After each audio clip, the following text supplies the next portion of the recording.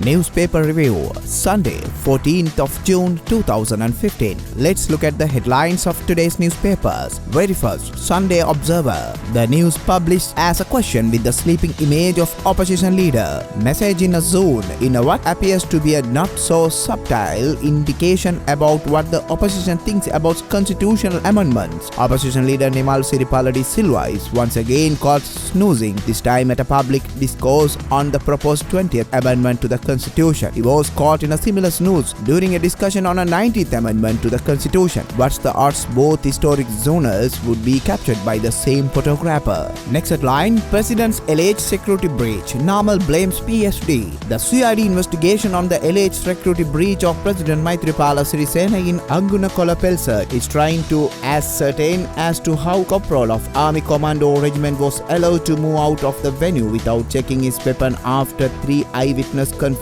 that he was in possession of weapon at the time of detention by the STF police sources said yesterday. Ambantota District MP Namal Rajapaksa, when questioned by the CID on Friday over the incident, had reportedly defended himself, putting the blame on the Presidential Security Division for not carrying out their duty properly, CID sources said. Next headline, SLFP set on 250 MPs. The SLFP would continue to agitate to increase the number of legislators to 250 to have the present 160 electorates intact, SLFP media spokesman MP Dilan Pereira told the Sunday Observer yesterday. Commenting on the Cabinet of Ministers' decisions to approve the 20th Amendment to the Constitution, with the number of MPs increased from 225 to 237, MP Pereira said the SLFP is of the view that it would be very difficult to reduce 160 electorates to 145. The SLFP's position is that the number of MPs should be increased to 250 to keep the 160 seats unchanged. Next headline,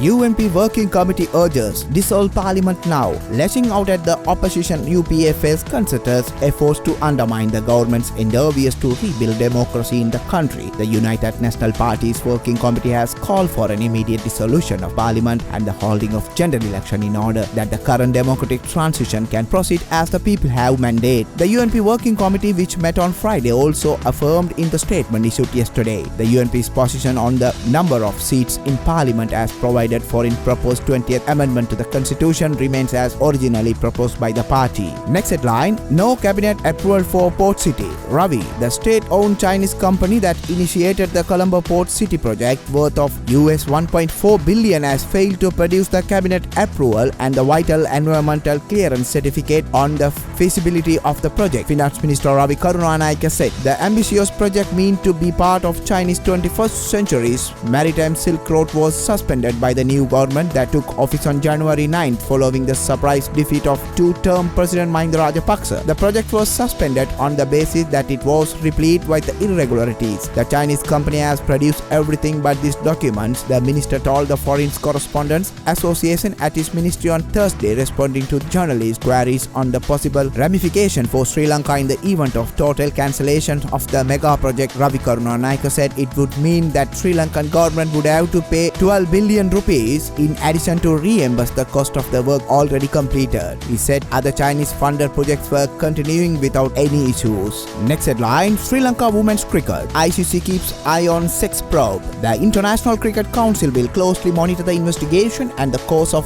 action the authorities hope to take based on the finding of the inquiry carried out on the women cricket team's alleged sexual harassment. The ICC is aware of the allegation and the investigation which is taking place and is monitoring the situation, said a spokesman for the council. Question as to whether they were aware of similar allegation on women's cricket teams of other countries, the ICC spokesman said that they have not received similar complaints. Next, move to Sunday Times. It's official. Glyphosate import is banned.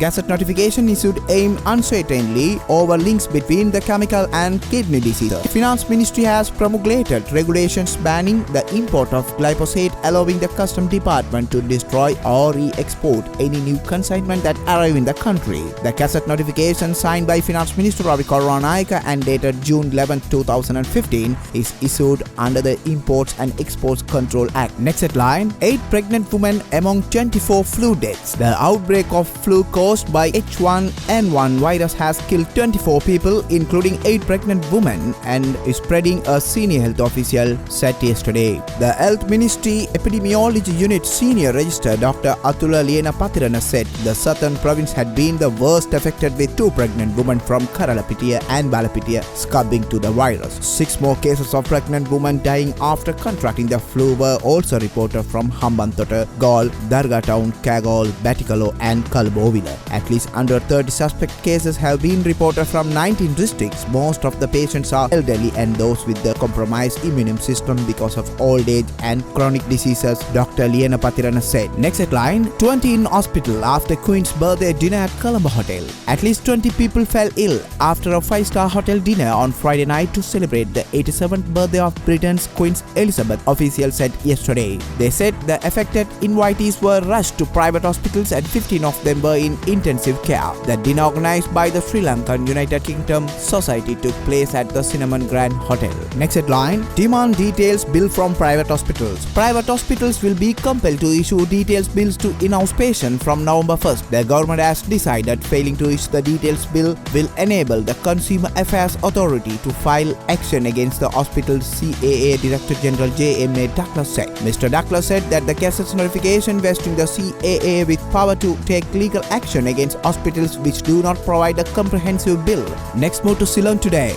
Jaffna boosts paradise. A 5-fold increase in the consumption of alcoholic beverages in 2013 in the Jaffna Peninsula underscores the higher level of alcoholism gripping the north. According to informed sources, there has possibly been a 2 to 3-fold increase in alcoholism according to estimated at the beginning of this year alone. R.J. Sekron, president of the Jaffna Chamber of Commerce, said alcohol consumption was repeatedly increasing after the war ended in 2009 and cautioned the public to be careful about this trend. That's headlines of today's newspapers. We'll meet tomorrow with more headlines. Until then, log on with Athavan News.